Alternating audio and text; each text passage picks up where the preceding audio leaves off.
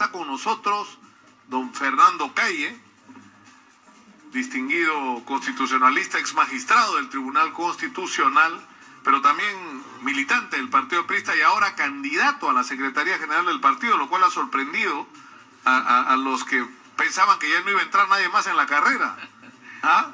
Bienvenido. Gracias, Nicolás. Gratísimo volvernos a encontrar y con un nuevo set impresionante y que tocamos justo cuando todavía estaba de magistrado algunos temas sobre corrupción sumamente graves.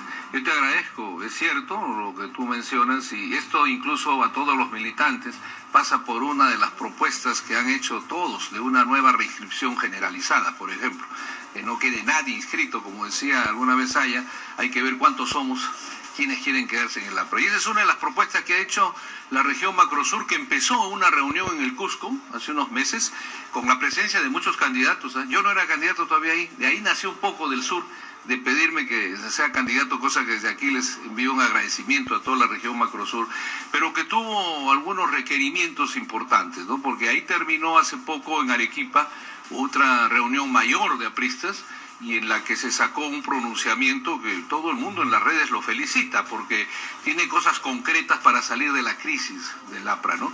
La primera es una restricción por 90 días, que tendrían que hacerla reunidos los secretarios que están de buena fe elegidos, que son pocos, pero a la vez agregando ellos en una especie de plenario. Quieren hacerlo a fines de enero, creo, aquí en Lima, y naturalmente quedarían ese número de reinscritos, serían los que reemplazarían los padrones de 500.000, 300.000, porque es uno de los temas que han denunciado los propios candidatos cuando yo miraba de lejos, ¿no? Que los padrones son irregulares, que la gente de tal personalidad quiere quedarse en el partido, etcétera, y luego viene esta convocatoria para ir, Nicolás y queridos amigos que me escuchan, a una especie de constituyente, lo que se llama un Congreso Nacional. Un Congreso estatutario. Que es tradición cuando hay esto, porque ninguno, si ustedes revisan lo que han dicho hace un año, 2 años, los que aspiran a la Secretaría General, a quienes les deseo y los abrazo fraternalmente, sostenían en todo momento que los padrones son irregulares, que el estatuto no funciona porque no puede haber presidente, que no puede haber 2 secretarios, o sea, todo en contra. Pero en 2 años o 1 año han podido solucionarlo y ya habría Comité Ejecutivo Nacional, ¿no? Entonces, a esta altura, esta estatutaria que estamos hablando solucionaría estos impases. Claro, pero el problema es quién un voto, ¿ah? Claro, pero ¿quién convoca esto? El problema es quién es la autoridad reconocida por el partido. O sea, ¿qué habría que hacer? O sea, las autoridades que están legalmente reconocidas son dirigentes regionales, entiendo. Claro, porque mira, ahora hay lo que se llama, y está en vigencia, y está bien, la actuación del Jurado Nacional. Hay una dirección de partidos políticos, y ya tenemos los antecedentes, pues, de Guzmán, de varios grupos de decisiones, y que creo va a servir mucho lo que está pasando, la experiencia en el APRA, porque está demostrando el partido más antiguo de América que definitivamente va hacia la institucionalidad, y en ello tiene que colaborar el Jurado Nacional.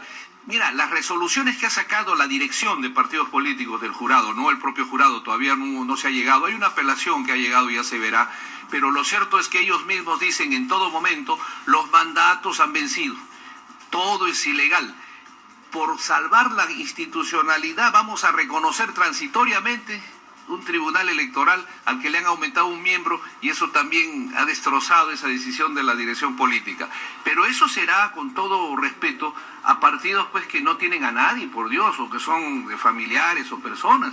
El APRA es una institución que ha sufrido demasiado. Pero venció el mandato también ya a estas alturas de los secretarios regionales. No, hay un plazo. Podría alegarse incluso que quienes lo llevaron adelante estaban en carácter de ilegalidad, pero existe pues en derecho los actos de buena fe que no pueden perjudicar a terceros. En todo caso, estos secretarios tienen vigencia, y en el camino además se fortalecen con la presencia de los dirigentes provinciales, distritales, que tiene que haber esto es una situación inédita, que naturalmente de llegar al jurado, porque yo creo que la dirección de partidos políticos debe darle credibilidad a lo que resuelva estas reuniones, pero de llegar al jurado van a haber una especie de jurisprudencia que a mi criterio muy modesto va a permitir que el jurado o la dirección de partidos políticos institucionalice un poco y siente precedentes que van a servir a los partidos políticos. Ahora, hay una cosa que resulta, o sea, un hecho que resulta hasta cierto punto incoherente, que la autoridad electoral diga que para convocar al Congreso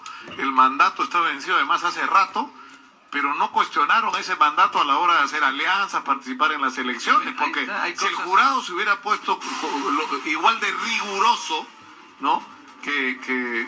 Igual de riguroso que... No sé qué pasó. Si hubiera puesto igual de riguroso... Una mano misteriosa está interrumpiendo, sí, Nicolás, ya ves, por ahí. justo cuando hablamos de salvar la institucionalidad. Claro, o sea, ahora es muy riguroso, pero ¿qué pasó en ese momento? Es decir, esa misma directiva que no tenía un mandato legal, ¿no es cierto? Pudo hacer alianzas, pudo participar en las elecciones, o sea, en realidad... Muy buen análisis estás haciendo, ¿eh? Con este agregado de que en realidad tendríamos que terminar por la brevedad del tiempo de la radio recordando a un artista cómico que creo también te agrada a ti mucho y a todos. Ahí está el detalle, pues, ¿no? Ahí está el detalle. Ahí está el detalle, ¿no? Ya entiendo el ruido que nos metieron ahí, no me explican por qué se trata, es que hay una noticia de último minuto. No vaya a haber una cortina por una... No vaya a haber dimitido el gabinete. No, esperemos que no. Esperemos que no. Una tragedia. ¿Qué ha pasado? En Tarapoto ha ocurrido algo. Iván Tello desde Tarapoto tiene información de último minuto. Adelante, por favor. Gracias, compañeros en Lima, para indicarles que el hecho de sangre se ha suscitado hace 20 minutos en la ciudad de Juancuy, y en este momento vive una convulsión social por el paro indefinido que viene sosteniendo los ronderos. ¿Cómo se roban 30.000 soles y se escapan si está todo bloqueado? Mira, pero todo esto está... Bueno, pero eso está pasando por todo el país, ¿no? Ese es el problema. Mira, Nicolás, si yo le envío, y bien, como dice el compañero nos ha dicho los compañeros, ¿no? O sea que estamos vivos en esperanza, pero acá hay una cosa que los peruanos, y estamos viendo en Lima, que nos acostumbramos a estar en Lima, lo que está pasando en Juancuy, y ojo, en Andahuaylas, y no te olvides tú que está creciendo. A mí me preocupa lo de Huaycán, cuidado, porque no vaya a despertarse una inquietud de hacer lo mismo en varios sitios y no se soluciona diciendo vayan estos 40 presos, otros 40 presos, y con esto no se soluciona nada. No, y además entre los presos hay presos que no deberían estar presos. Bueno, porque acabas de tocar un tema, fíjate que lo sabe la policía, supongo por su experiencia. Antes recordaba a mi amigo Tito la vida estudiantil, los que hemos sido dirigentes estudiantiles en la época de Velasco, se hacía una gran revuelta y naturalmente se armaban, vamos a usar una palabra generosa, unas grandes fogatas, llegaba la policía y se llevaba a los inocentes que estaban mirando. No eran en absoluto los autores, ¿no? Entonces hay que tener mucha serenidad, porque a mí lo que me preocupa en esto, para hacer el paréntesis de lo que estábamos comentando, Nicolás, es que se esté generando la ira en la gente, porque tú ves en Andahuaylas, suscriben el acuerdo con el ministro de Agricultura, todos está muy bien, quieren salir, no, es rehenes. ¿Y por qué? Si ya hemos llegado a todo, porque queremos que nos aclaren lo de la corrupción. La gente reclama que se pare la corrupción. Por eso, mira... Claro, pero además hay un factor del que hablamos hace un rato, es decir, cuando tú tienes una situación donde en el Poder Judicial te dicen no podemos seguir ganando 800 soles y estar en el sistema CAS, ¿no es cierto? O cuando tienes... El caso de los trabajadores CAS de salud, ¿no es cierto? Son 12.000 personas altamente calificadas, además la mayor parte de ellas. Mayor, ¿no? Y de ahí, cuando vas al sector salud y resulta que hay gente que a la que hace 6 meses no le pagas y volteas y ves que están comiendo su panetón de 30 soles y tomando su vino, ¿no es cierto? ¿Me entiendes? O sea, eso produce indignación en la gente, porque lo que siente es un desprecio y una falta de sensibilidad por lo que está viviendo realmente la gente en la calle, ¿no? Nos falta mirar a la gente con favor humano, porque fíjate una cosa, Nicolás, tú has tocado una cuestión sencilla y no voy a defender al Congreso, pero que sepa la gente que así como ellos van a recibir 30.000 soles, el presidente del Banco de Reserva de Petroperú van a recibir más de 100.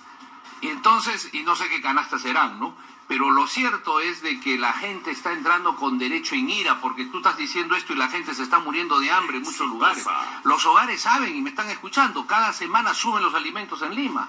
Y entonces tú te encuentras en situaciones en las que unos parlamentarios critican a su presidente que los ha llevado, el presidente siente pena por eso, en una palabra les dice ingratos a todos, el premier discrepa con su presidente, al otro día el presidente discrepa con su premier. Entonces, esto genera una inestabilidad que no la está generando no solamente el sistema, sino definitivamente una exaltación de ira de la gente y hartazgo ante esta coyuntura, que precisamente por eso que es positivo la reunión de la Prisma en Arequipa, que ha puesto, por ejemplo, como acuerdo, algo que hace tiempo yo lo sostuve, pero ahora es un acuerdo de encargar a la célula parlamentaria prista que se exija al gobierno. Y escuchando, cuando tú escuchas a los parlamentarios fujimoristas, dicen, no interpelamos por la ley universitaria, sino por la corrupción. Escuchas a un ministro decir, la corrupción ha penetrado en el Estado, todo es la corrupción, está entonces pues nosotros decimos, Dios mío, suscriban de una vez con la Comisión Internacional contra la Impunidad, que se suscriba como en Guatemala, como El Salvador, que pase lo que está sucediendo en Brasil. Que es espectacular. Bueno, y no te olvides tú que eso tiene sus años. Hace 4 años que los jóvenes empezaron tumbándose unos ministros en las calles en Brasil que los tildaban de corrupción. Quizás al inicio Dilma estaba media contenta porque le sacaban ministros de Lula que ella no quería, pero ya cuando la cosa fue mayor, se venía a la Comisión Internacional como un grito de los jóvenes. Entonces los jueces y policías han reaccionado con los fiscales en Brasil y han dicho, bueno, tú tienes pruebas, sí, tú también, entonces ¿para qué nos van a sacar a nosotros? Vamos nosotros a actuar de una vez. Y han hecho un acto ejemplar. Yo por eso le digo a los jueces, a quienes los quiero, a los fiscales, la corrupción, Nicolás, ya no está en el escenario político, porque ahora se llama impunidad. Y contra ello hay que luchar, y eso está en manos de los jueces, eso está en manos de los fiscales. Sí, porque o sea, ¿qué es lo que ha planteado, o sea, lo que ha permitido este cambio tan brutal en Brasil? Ha sido jueces como, porque no es el único, No, y la como el juez Moro, también, como el juez, y la policía, ¿no?, de investigación y los fiscales, criminal y la policía y anticorrupción. Federal, Y además lo notable es que casi todos son gente muy joven que se ha involucrado en la lucha por convertir a Brasil en un país decente y libre de corrupción, y lo están haciendo de una manera militante desde sus propios espacios, ¿no? Pero y nadie se los tomó en serio. En un momento pensaban que todo iba a ser como siempre, ya no importa que te acusen, hermanitos, esto se va a arreglar después. Eso es y resulta que no se arregló nada, ¿no? Eso es lo que sucede y lo que el pueblo quiere que termine, Nicolás. Eso es lo que quiere. Por eso los apristas apoyan decididamente que venga la Comisión Internacional. Ahora, pero ustedes son conscientes, por ejemplo, para ser sincero, Fernando, o sea, ¿qué va a pasar ahora que Marcelo Odebrecht y 76 funcionarios más de esta empresa han hecho un acuerdo con el gobierno, no con el gobierno, sino con la justicia de Brasil, para empezar a dar toda la información de todos los actos de corrupción en los que han estado implicados? Y es bien complicado para ellos, porque el acuerdo dice que ellos no pueden encubrir nada, es decir, que si ellos se descubre que ellos ocultan algo, claro, se acabe el acuerdo y van todos para adentro, y las penas van a ser mayores de las que ya tienen. Entonces, eso nos va a saltar. ¿Hace cuántos años que Odebrecht hace en el Perú? Y si Odebrecht está reconociendo, nosotros hemos tenido prácticas ilegales, nosotros hemos pagado comisiones ilegales, nosotros hemos pagado campañas electorales, nosotros hemos comprado votos para que favorezcan nuestros intereses, y no lo han hecho solo en Brasil, lo han hecho en todos los países donde han operado, incluyendo el Perú. En buena hora, Nicolás. ¿Y qué pasa si aparece el nombre de Alan García o de algunos ministros de los dos gobiernos que ha tenido el APRA? Lo primero que yo tendría que decirte es que esto no es nuevo. ¿Qué tiene que decir el Ministerio Público y el Congreso de haberles preguntado tanto viaje de la Fiscalía para ver lo de Lavajato? Ya deben tener alguna información, ¿no? Claro, esto último va a destapar mayor, pero a tu pregunta no creas que ludo. No solo yo te respondería, un generoso colega me decía, usted insiste tanto en la Comisión Internacional contra la Impunidad, ¿qué va a hacer cuando entre en Alfonso Ugarte? Bueno, le digo, depende de dónde vengan. Si viene de la Plaza Unión, primero entra al PPC, ¿no? Y naturalmente si viene de Unión va a encontrarnos a nosotros, pero si sube por Paseo Colón va a encontrar Acción Popular, y un poquito más allá va a encontrar Poder Judicial. Entonces nosotros somos los primeros que queremos que venga, y en buena hora. Mira, el tema de la República se va a salvar con decencia política, y cuando asuman a tiempo, cuidado, porque cuando no ha intervenido el sistema judicial y policial como en Brasil, Guatemala, Salvador, están jueces en la cárcel, magistrados supremos presos, están presos dueños de medios, entonces este colapso que hay para bien de estos países, porque genera una crisis quizás económica, pero entran en una recuperación moral que es muy importante y que es lo que el Perú necesita. ¿Sabes lo que a mí me sorprende? Yo, parte de mi familia, de mi abuela materna, mi propia abuela materna, lo he contado alguna vez, participó en la revolución del Callejón de Huaylas con el doctor Phillips, que era su amigo, que fusilaron. Dios salvará mi alma después. ¿No? Claro, entonces, y yo recuerdo lo que era el fervor de estos militantes apristas, ¿no? De mi familia, que además en algunos casos, como el de mi abuela, provocó hasta separaciones, no se acostumbraba el divorcio en esa época, porque se dilapidaba todo lo que se tenía. O sea, las casas se usaban para esconder gente, si había dinero se invertía en apoyar al partido, en ayudar la lucha clandestina del partido y en sostener a los exilados. Es decir, no se hacían fortunas, se perdían fortunas por andar involucrado en política, pero ahora uno ve pues a exministros y al expresidente, o sea, son millonarios. Bueno, que se aclare, mira, se han hecho ricos, Nicolás. Su paso por el poder los ha convertido, ¿no?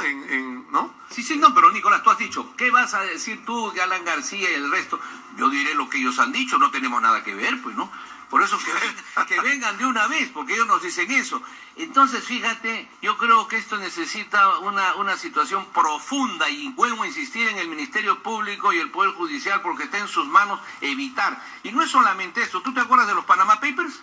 Claro. Para hablar de cosas frescas, de ayer, porque si vamos retrocediendo quizás es lo que tú dices.